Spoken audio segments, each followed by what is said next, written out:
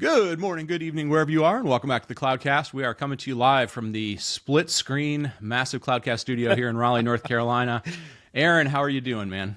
I'm good, man. I'm good. How have you been? We I've haven't been talked good. in forever. I know. Well, that is that's one of the great secrets of this show is that you and I live maybe 4 or 5 miles from each other. We probably see each other live 2 or 3 times a year, maybe a few more, depending on how often our wives decide to schedule a dinner. That's right. That's right. So yeah, we did see each other a few weeks ago. We had a chance to have tip a few back. That was fun. I've been good. We're getting ready for the holiday season. We've got family coming in, so we're putting up lights and doing all that kind of stuff. And how about you? Yeah, absolutely. It's one of those things like I kind of alluded to on the podcast a couple times now. Settled into a new job and got some health things that have been bugging me all year, but that's kind of all resolving itself. It's good to put the year behind us, but definitely, the kids are coming home from college and lots going on, and it's nice to close out the year. And part of that is our annual, semi-annual mailbag? Yeah. We do a mailbag when we got enough questions. That's right. And they happen to we happen to sort of wrap them up and do them twice a year. So So real quick, just some housekeeping stuff. If you ever have questions for us and you don't want to hit us up on one of the social media platforms, which are always listed at the bottom of the show notes for every week, show@thecloudcast.net. You can always hit us up on email. We will do our best. Sometimes they are very specific questions, can you help me with this specific thing? And sometimes they're just kind of open-ended questions, and those are the things we typically put in the mailbag. So just the other housekeeping. So we are recording this show. We're recording it on Friday the 13th. We are trying to get all our recordings in before all the friends and family show up for stuff. So we're going to be doing this show on Wednesday, and then we'll be doing one more show, sort of the year-end, look back on the year, make some predictions kind of stuff. And those will be the last 2 Wednesday shows. I think I'm doing one Sunday perspective or weekend perspective, and that'll be it. We won't be doing one around a New Year. So we always mention that because I know sometimes people are driving and doing stuff with family, and they're looking to load up on lots and lots of podcasts to kind of drown out the noise. So we're gonna do mailbag. We got a bunch of questions. I think I've got 7 or 8 that I think are pretty good, and we'll get us through a good 30-40 minutes of stuff. Where do you want to start, man? Well, I think we still have to, even though it's been an ongoing topic for quite a while now, we got to talk about Broadcom and VMware a little bit, right? Because we get questions on this pretty regular. So I'll pose the first one to you, and then I'll kind of I'll put in some perspective as well. But there's been a lot of talk about Broadcom changes with VMware, and beginning of the year that was certainly a big thing, right? But maybe not as much since then. So what's going on? I think so. I think a couple of things. So we would cover Broadcom and VMware, and we used to cover VMware a lot. We covered the Broadcom stuff at the beginning of the year, and we always would kind of cover it as sort of news around the acquisition or revenues or something. And you and I in general didn't really touch this topic a lot because you were working at a company that had an alternative virtualization solution. I worked for a company who has an alternative virtualization, and we didn't really want to kind of come across as biased. And you and I have done that on lots of shows where the topics would sort of overlap what we did. I think the thing that happened with Broadcom and VMware is, you can summarize it pretty simply. It's Broadcom, once the acquisition finalized, they did the Broadcom thing, which was they focused on the things that they thought were most profitable and most fit into their business model. That wrangled a lot of feathers because it didn't look like old VMware, but Broadcom is pretty adamant that they're like, look, we don't really care about your feelings of our business model. It's proven to be very effective, and we're gonna kind of execute against that. I think what then sort of happened was 2 things with Broadcom. One, they put up with a lot of backlash from people, right? Whether it was competitive vendors or whether it was analysts sort of saying like, hey, this is going to be problematic. There were some news stories of customers who were upset or surprised at their new billing structure, the new pricing structure, whatever it might be. And then I think 2 things happened. One, Broadcom just went a little bit quiet on the VMware stuff, because they were, you kind of go into flight or fight, what they call flight or fight mode, which is like you're going to weather the storm and try and see how it evolves. But the other part was, quite honestly, like Broadcom is also, people talk about sort of Broadcom and VMware as if they're one thing. Like Broadcom is very much in a lot of things, and they are smack dab in the middle of AI, and we're making tons and tons of money with AI. And so I think they're sort of like, yeah, I've got other things to focus on, right? We're making and I think their numbers, kind of proved out they did fine on the VMware side of things, but they made a ton of money as Broadcom, the chips and AI and networking company. And that was sort of where they went and spent most of their time. Yeah. And I'll add this. I mean, because as you mentioned, I worked for a company and I had to be very selective and very. I actually probably stayed away from the topic more than anything because of any concerns about conflict. But I don't work for them anymore. Sure. So, but I'll add this. Like I talked to a lot of customers this year, typically in an AI context, but still talk to a lot of enterprise customers. And we have this window, and I feel like this window is rapidly closing. And what I mean by that is like there was, a lot of folks out there, they got a big bill. You've heard 3x, 5x, 10x bills. Yep. And some customers were gonna grumble and pay it and move on with their lives. And there's others that there was this brief window of like, hey, let's go evaluate what it looks like to go find an alternate solution. Well, it's almost like the concrete was dry and then we re-poured some concrete and that concrete was still wet. And you had a chance before it dried again. That window is closing. The concrete is drying. Like those that are looking at alternatives, they're going to do some ROI calculations. They're going to figure out how big of a lift it is to move off of it or not. But I think it's a brief window in the market for ones out there with virtualization alternatives. But in another year, that door's going to be closed. Yeah. And then, Broadcom will just move on as steady state like they've always done. Yeah. And VMware will too. I think we sort of hinted around at that this opportunity that, I mean, because, if we come back at this, sort of look at it pragmatically, VMware, the bet that Broadcom basically made was nobody else had really disrupted their, I don't want to call it a monopoly, but their market dominance, if you will. And they basically bet like, well, if nobody's replaced them, that gives me an opportunity to say, it's hard to replace. Therefore, I'm going to try and maximize profit in this space, right? So, good sort of business 101 stuff. Maybe not necessarily the prettiest, happiest, kind of arrangement with your customers. This year has basically been, them saying, look, if other people want to try and make another run at us from a virtualization perspective, go ahead.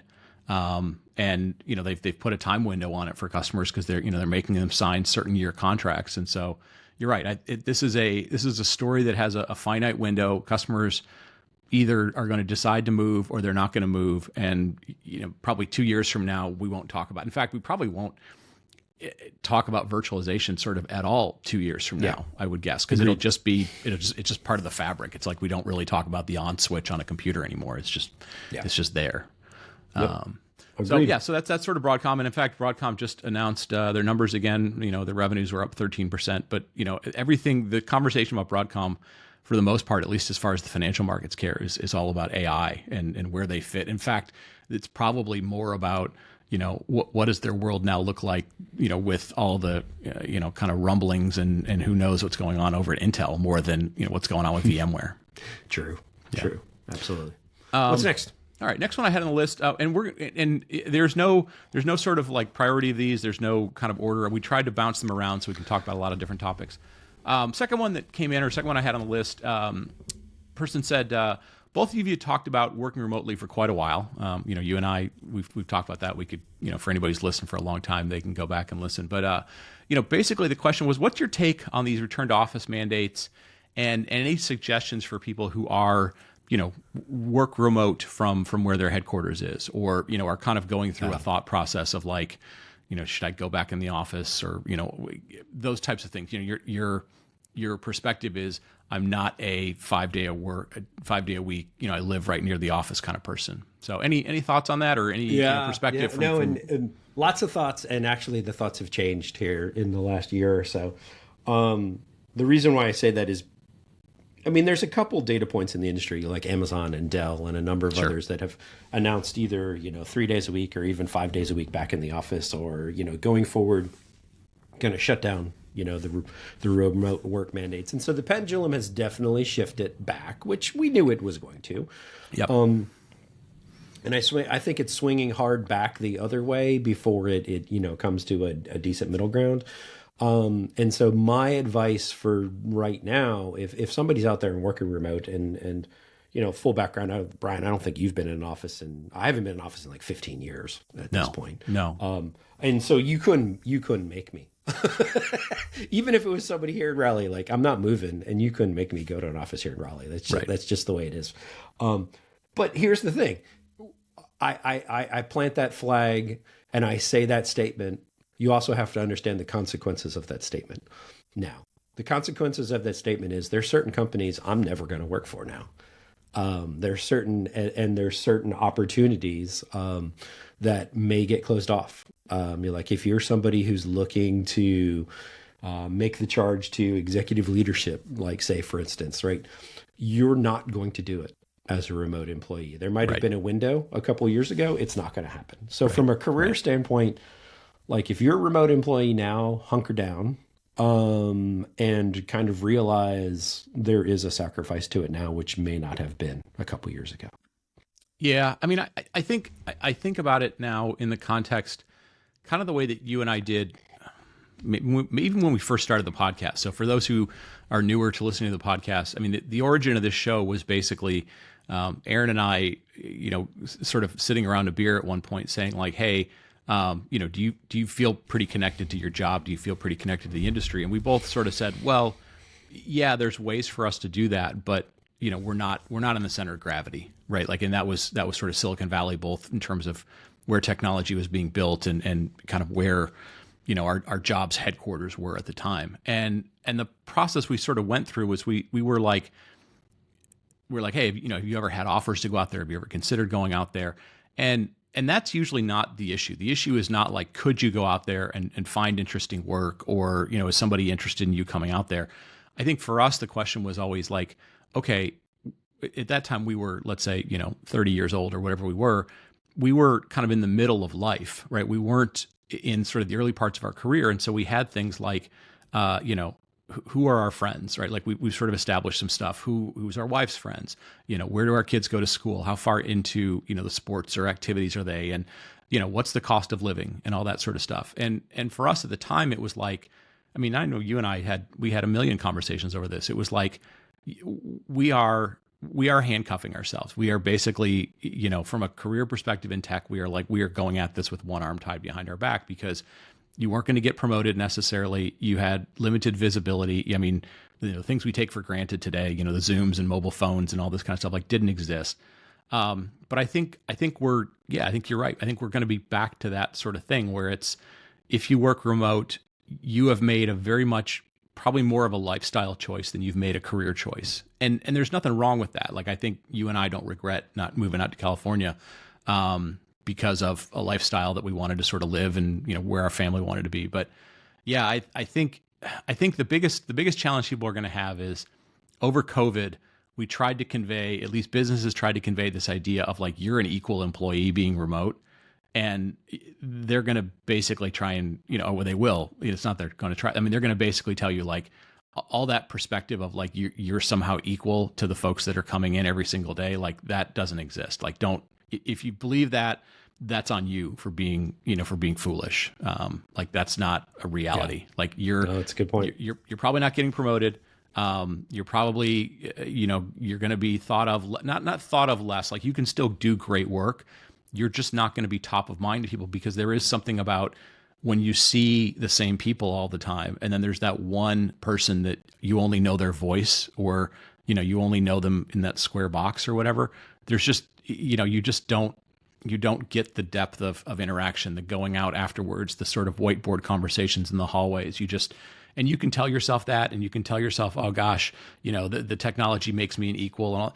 Like, don't fool yourself with that. I say that speaking from 20 plus years of experience. Like, you can keep fighting that battle, but that's a tough battle to fight. So I think the thing for that, and this was the conversation that you and I always had, was like, okay, given that's the choice that we've made, and again, it was a conscious choice. It wasn't like, oh, woe is me. Then we were like, what else can we do to make sure that, from a technology knowledge perspective, a people we know perspective, and this is where you have to do this sort of the side hustle if you want to find ways to give yourself other opportunities. And I don't know if that's a podcast anymore or if it's something else you do, but that's, I think being realistic with yourself is the most important thing you can do. And it's going to feel hard because you're like, oh, I've been navigating it for a while. But yeah, that's my biggest advice is don't be honest with yourself about what's the situation you're in versus the company that you're with, and make useful decisions from there. Agreed. So next question. Yep. Have either of you found any valuable uses for AI in your day jobs? Yeah, go ahead. Why don't you jump in? Because I know you were jumping on stuff earlier than I was, but I've had a few lately. But go ahead. So and it's funny because I feel like I'm a Perplexity fanboy. I completely admit it right up front. I don't use Google anymore to search. I use Perplexity. I've been using Perplexity. Gosh, I don't even know how long. For everything. Even if you're for everything. Okay. If I need to look up something, I go ask Perplexity. Okay. Full stop. And so I've been doing that for a long time. I just feel like the results are superior. Plus, you get the links to where they got the results from. You get the customization, no ads, no pop-ups. Now, is that going to be like that forever? No, because Perplexity eventually has to make money. They're just burning through cash. But it's fine. For now, that's what I'm doing. That's one thing. And then I would say a couple others on the professional side. I use Claude, so I have a subscription to Claude. And I use it for mainly two phases. Like if there's a project, I like to use it for ideation and, the whole idea of trying to think through something and it's like having somebody to bounce an idea off of. I'll put in something and it'll help me brainstorm. So I do that on the front end. And then I go do typically my job is creating a bunch of content. So I'll go create a bunch of content. And then there will be a certain amount of typically it's more like a Grammarly, right? But Grammarly is more AI because, hey, I'm a computer science major. I need somebody to look at my stuff. I need that co-pilot for making sure my grammar is consistent and a lot of those other things. So I use all of that stuff every single day. And then I'll say this, my company internally, we've got a big LLM internally trained on our stuff, big vector database. When I create content, I have to submit it to the team that it gets, built into the LLM. Yeah. And it's actually really freaking cool. So any sales rep in our company can go, what's the latest with this solution or whatever. And they'll get the answers and they'll get the links to, our internal portals and all that. It's actually pretty neat. I really like what we're doing with all of that. Yeah. So I think those are the biggest things. I found quite a few uses in my day to day. You? What's your thoughts? Yeah, I'm kind of in the same boat as you. I've been using it. I started off like everybody else. I did the sort of normal, just queries just to see how smart it was or hallucinations and all that kind of stuff. And I've been using it more, like you said, I kind of use it as sometimes an idea generator, hey, give me 10 ideas for sort of this topic. And I'm, kind of looking to, to pull one or two out of them because, to a certain extent, it'll give you kind of generic answers. I've been using it kind of prior to customer meetings and stuff. So I'll have it, go look at the transcript from their, if it's a public traded company, the transcript from their latest analyst call, or look at some of their financial numbers and kind of just, ask it questions what are the biggest problems this company's having? Who are its competitors? What are those? So things that are, sort of analysis that would take quite a long time that I can get summaries of. I use it for, summarization for meeting notes and all those sort of things. So yeah, I've been using it more and more. I think it sort of fits in the, lots of things that it can use to augment knowledge workers types of things. I've been using it a little bit, playing around with some of the image generation, because I'll create keynotes or stuff for people, and I'm looking for ways to convey an idea that would be hard to do in PowerPoint, or would be, like I could kind of sketch it, but it's kind of sloppy, and that still, I think, feels like it has a ways to go. But again, I think the thing that I'm kind of running into the most is, and this is, this I think is probably going to be something that people have a lot with their day-to-day job, is there's going to be LLM stuff like you guys have built, for like knowledge bases and that kind of stuff, because it's being used, for salespeople, or it's being used to, whatever, like that stuff's going to need like kind of all the security that goes around it, and guardrails, and, those types of things, like easy usage interfaces. I think what I'm kind of running into is I keep running into stuff where I start playing with things, and then I kind of hit the limit of whatever some free tier is. And they're like, okay, you need to sign up for whatever.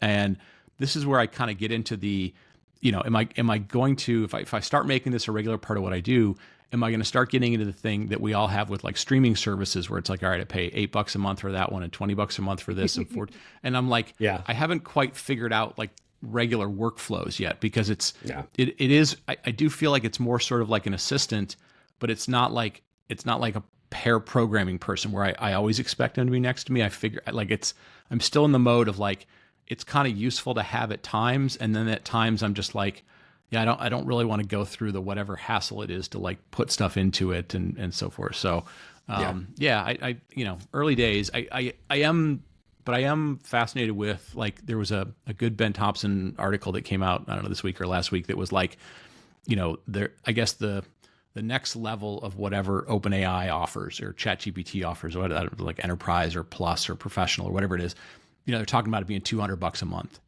And he was kind of going down this sort of thought process of like, on the surface, that sounds like a lot of money, which it's always kind of weird in the tech industry, because, we sell stuff that's like tens and hundreds, thousands of dollars and millions of dollars and all this stuff. And you're like, $200, like, what's the big deal?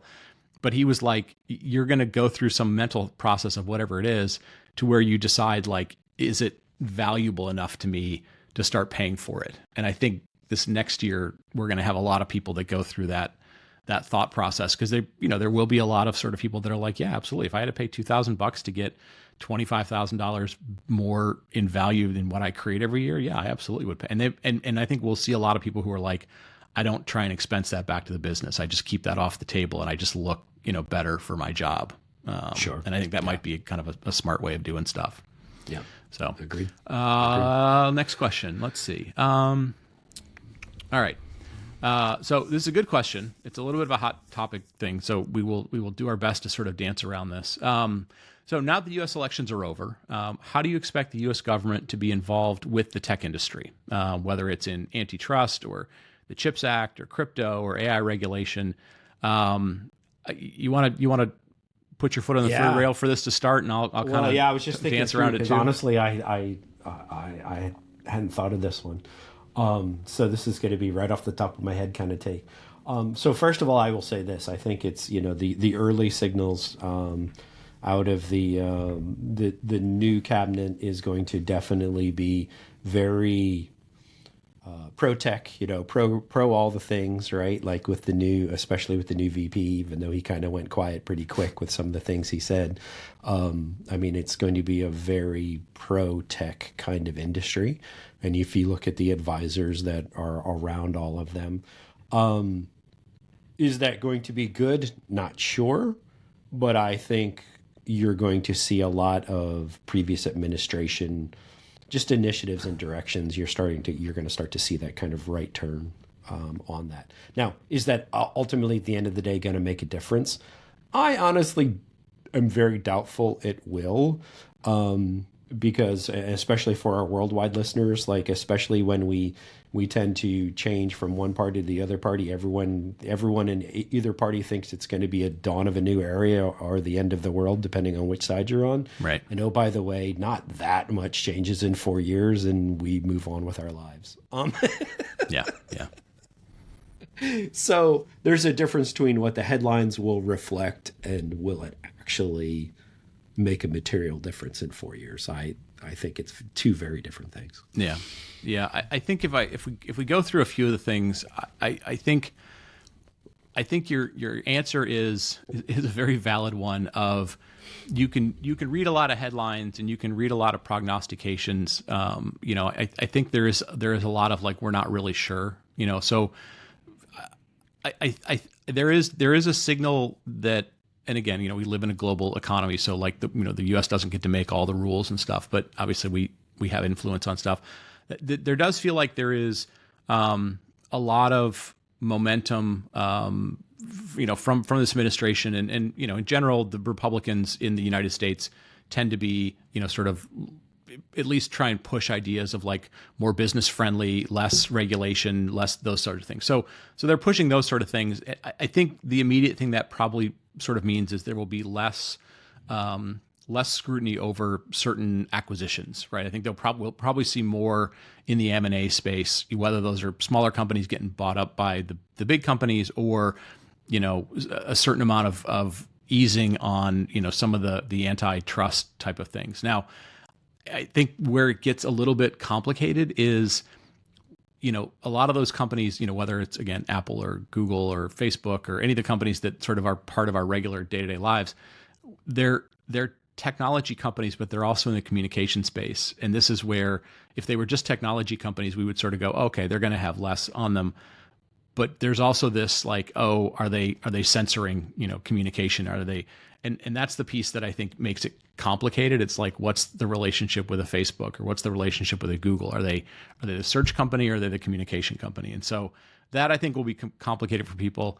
I think the CHIPS Act is going to be fascinating to watch, because it is so geopolitically charged. It's not just, can we make chips? Do we have enough volume? It's the U.S. versus China. I think that's going to be, I don't think we have any idea what's going to happen there. And then, I do think we will see, I think the biggest thing for us that will impact this show and sort of the audience listening for the things on this show is probably going to be, the things to watch will be, do we see a lot of acquisitions and sort of, M&A and that kind of stuff? And then the other piece will just simply be like, what is this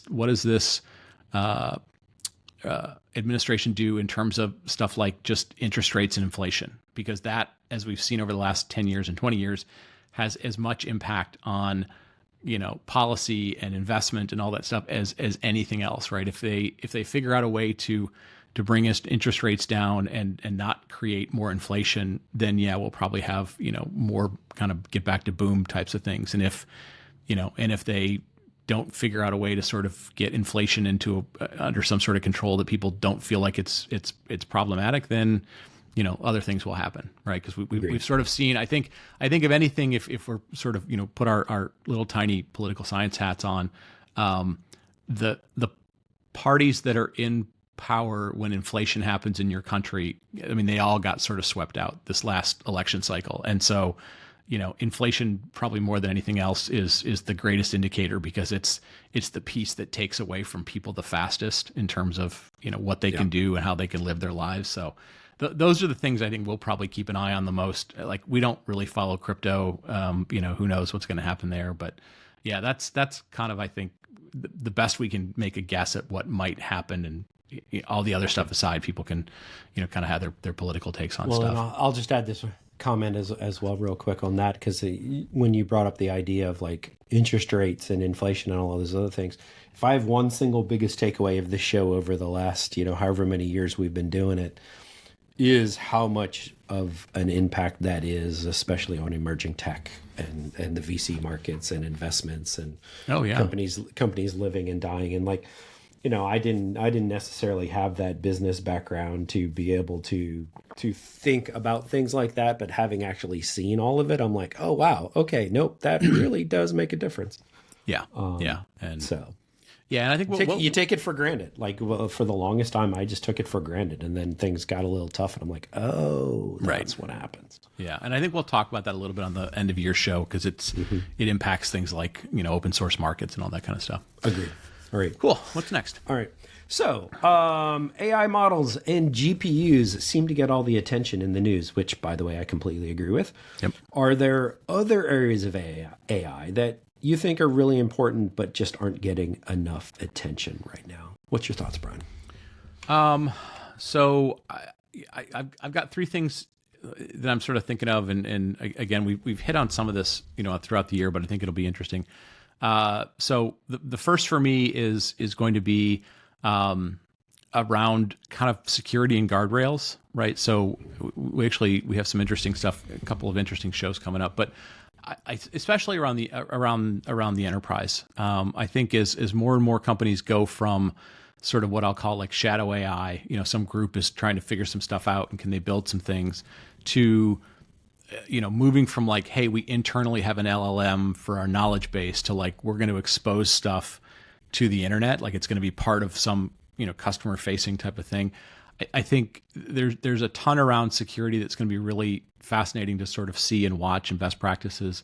Obviously, I think people are talking about agents, partially because they're kind of bored with LLMs, but I think partially because once you start going down this path, and you and I both sort of talked about it, it's like when you first go down the path and you're like, hey, what's possible? And then you start thinking about like, well, how would I turn this into a workflow? And how could I get this to start doing stuff for me? Then the next logical thing sort of becomes like, okay, how would you chain these things together? How would you kind of use these agents? Is that really what you would do? So stuff like LangChain and some of that stuff is I think really going to be interesting to kind of go explore. And then obviously, we've talked about this a million times. Like, is anybody going to make money on this stuff, right? Like, like how long can you keep spending billions and billions of dollars building these models, and like how are you going to make that money back?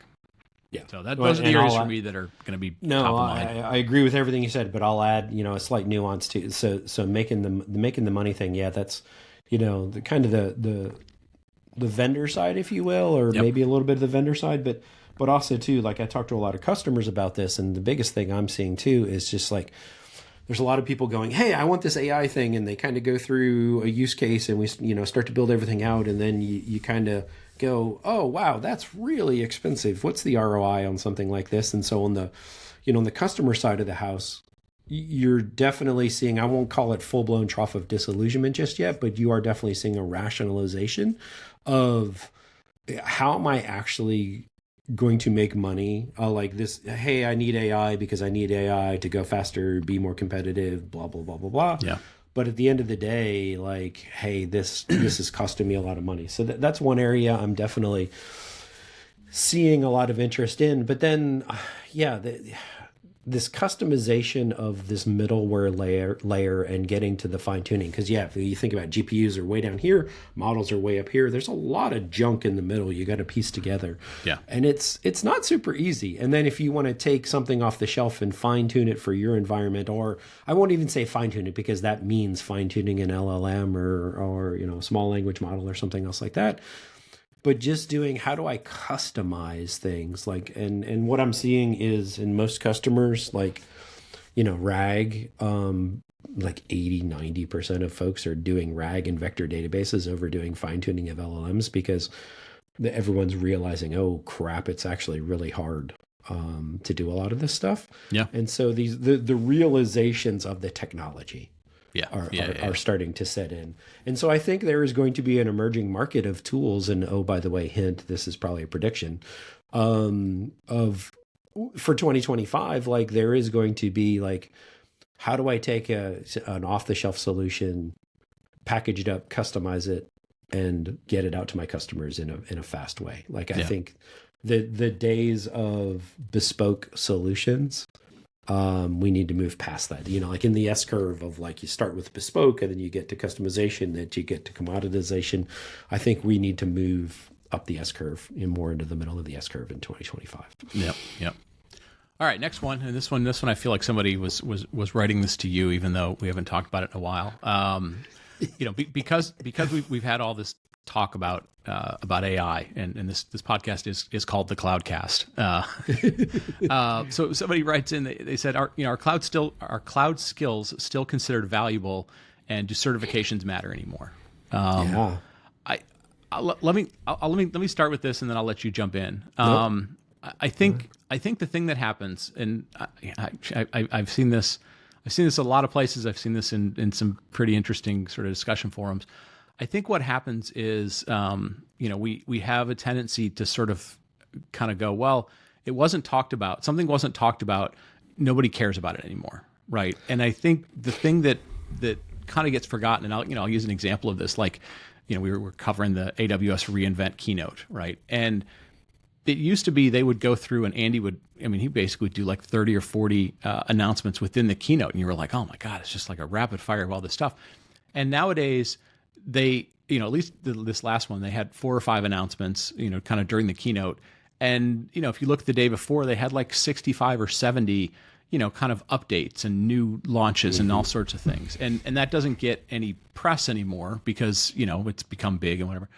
But I think the thing is, like, if you put it in a different context, like, we have become a society that has very short window of attention. And so, and because everybody has sort of become, everybody's like their own brand and their own, like, how many followers do you have and all this kind of sort of stupid, useless stuff. We go through these things where we forget that, like, if you aren't mentioned in the headlines, it doesn't mean that you're not important, you're not valuable. So, long-winded way of saying, whether or not this AI stuff is super successful in a year or in 5 years or 10 years or never, the cloud has sort of proven itself that it is the foundation of how we do stuff, right? It's still the primitives of, compute, storage, and networking, but, the newer ways of doing stuff in the cloud, whether you do it, again, on-prem or in the public cloud or in any of the public clouds, like, that stuff is still very, very valuable. Is it going to get talked about a lot? No, not necessarily. But the people that have those skills and are good at those skills are going to, they're going to continue to find themselves very much in demand. And in fact, there's probably a trough of companies that sort of ignored some of that stuff because they were like, oh, the cloud will just figure it out. And they're going to start realizing, like, oh, I don't really know how to do scaling that well. I don't really know how to do automation that well. I don't really know how to do, security for AI agents, like, how do I build scalable authentication systems or authorization systems? So, yeah, I think just because it's not in the headline doesn't mean it's not important, because it is, strong foundational stuff is always proven to be really important in this industry. Yeah, absolutely. And I'll add because the certifications were mentioned, and it's probably been a long time since we talked about this, but once upon a time I worked for a big reseller. You were the king of certifications. I had bordering on 20 industry certs at one point, because the backstory on that is, if you're a reseller and you have so many SEs with so many levels of certification, a lot of times the company got extra points and the SEs got bonuses. And so I knew where my bread was buttered, and so, like, I became really, really good at taking tests. And here's the thing, but looking back, because I actually had somebody who I used to manage at another company, they were impacted by a RIF, and we were actually talking about exactly this, of like, how do you get up leveled again? And I've kind of said, like, and they're still kind of middle career stage, if you will. I said, I think certifications are perfect for early to mid career, because you're still at that peak. You're still trying to, like, prove myself. You're still very much known of, like, what is your skill set and how can you apply the skill set? And those certifications provide a way from company to company to provide some level of, like, hey, I know AWS really well, or I know, you pick a technology really, really well. So I definitely think certifications are still there. They have a valid point in the industry. I think which ones are cool and which ones are the hot ones and which ones are going to get you jobs, that certainly changes, just like anything else. But the concept of certifications as a bar and something to measure against, it will always be in our industry. Yeah. No, and if anything else, because I was in the same boat as you early on. It was like, I want to learn stuff. I want to get certified. I think the biggest takeaway I would have is and the certification, the training industry sort of collapsed over the last couple of years, right? There were certain companies that even we knew them pretty well, and they kind of went through some tough times. But just the process of going through how do I get certified on stuff, and then learning the stuff and learning it at a couple of levels of depth, like that will never be a bad thing for you. Especially again, if you're earlier in your career, you're new to something, you're trying to figure out if you like it or if it's, it's important to you. Like just going through, the nights, the weekends, putting things together, making them break, trying to fix them, like that will never not be useful for your technical career. Even if you don't end up like getting the sort of stamped certification, because maybe it costs you money and you're like, I don't really want to pay for it. Like go through the journey of it, document your journey of it, turn it into videos or whatever you want. But yeah, that part we would never sort of tell people like that's a bad idea, because that knowledge, that learning process is invaluable. All right, couple left. I'm gonna try and wrap this up before it gets too long. Although the last ones are always long because we like to give people stuff to listen to in the car. What else you got? Where were we with the next one? Hold on, I got. I think maybe we're down to the seventh or eighth one. So, hey, yeah. Brian, this one's right for you because, and full disclosure, I don't really follow it as much anymore. What's going on in the open source communities like the CNCF? Like, I follow Kubeflow, but honestly, I don't really follow many of the others anymore with the new job. So what's going on, Brian? So it's interesting because I think a couple of things, and maybe we should get folks like Chris Onasek back on the show just to sort of see what's going on. I think there was a period of time, 22, 23, when, we saw some of the license changes with open source. And obviously there was, the calls of like, oh, open source is dead and all that sort of stuff. I was very pleasantly surprised, at least in the last couple of times. Apparently the last 3, maybe 4 KubeCons, and we'll just use that as a barometer because, you can use whatever you want. Apparently the European KubeCons have been extremely well attended, the last couple of them. The US one was well attended. Apparently the one in India this past week or week and a half was like insane. So I feel like, while the business side of open source is going through some humps and bumps, and, it has to figure out, like how to, continue to fund the ecosystem, whether it's, funding companies or whether people that maintain the stuff or whatever, like there's some work to do there. But in general, it feels like, at least if that's any indicator, that people have become very comfortable with these technologies, the Kubernetes, the Prometheus, the, whatever it might be, there's probably of the hundreds of things that are in the CNCF, that's like anything, there's probably maybe a dozen that are really the core technologies. But it feels like people are pretty comfortable in those spaces. They're seeking knowledge in those spaces, again, whether or not they're seeking out individual vendors that drive that stuff or whatever. So I was surprised and I, kind of happy to see, because I think if nothing else, these open source communities and stuff provide a really good, counterbalance to, kind of us getting back to the very proprietary ways that we were 20 something years ago that many of you probably don't remember, but, and sometimes people can feel like, oh, there's 3 big clouds and they dominate everything. But, having sort of healthy open source communities is a really good thing. It does give people lower cost starting points to get in with stuff. And in a lot of cases, it does attract really smart people that just like working on complex problems. And so you get very good technology that come out of these things. And so, I'm ending 2024 much more encouraged about sort of open source and communities and the stuff that's relative to us than maybe I was at the end of 2023, if you will. Nice, it's good. All right, I got last one. So last one. What surprised you the most this year? Oh gosh, I'm trying to think about this real quick from a technology standpoint, but also an industry standpoint. I'll do the industry standpoint first. I think although like I was cautiously hoping it wouldn't happen, the RTO mandates swinging back hard and the pendulum going back the way it did, it surprised me in how hard it was that companies were really putting a pretty hard line in the sand. And even like my previous employer announced a couple weeks ago, and really aggressive and really fast. Like this isn't like phase this back in over time. It was like, boom, here you go. We're going to rip the Band-Aid off. So unfortunately, I'm not super happy about all of that. But it is what it is. But it definitely caught me by surprise. Yeah. I'll add another one though. And again, coming from someone who had a VMware alternative, and to go back to our Broadcom topic for a second, I'm actually surprised more organizations haven't switched.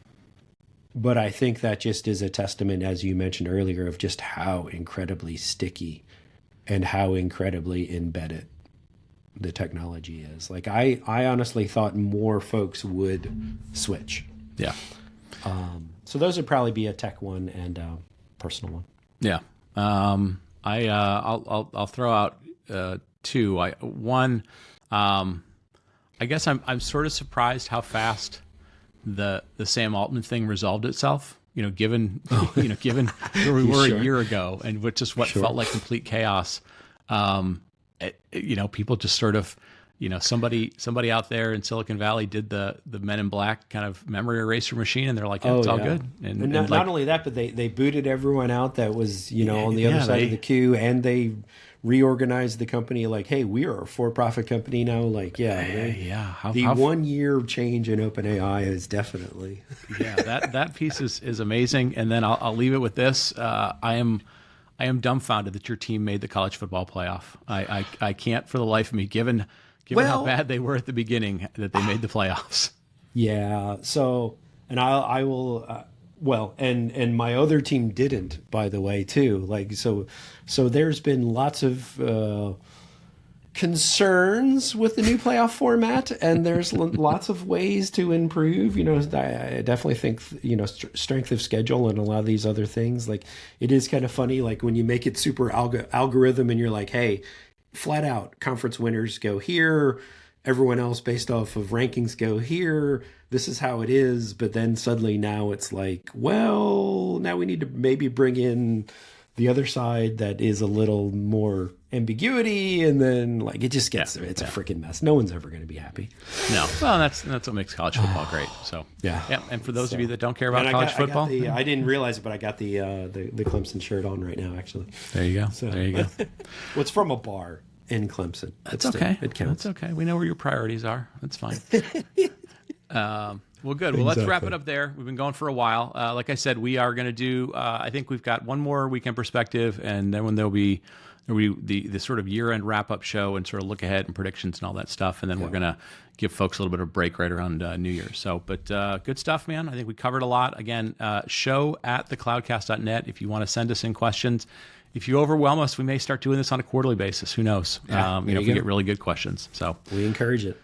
All right, we'll wrap it up, folks. Thanks for listening. Thanks for telling a friend. Thanks for helping us grow the show. And we hopefully 2024 has been helpful to you, and we look forward to doing this again with you in 2025. So we'll talk to you next week.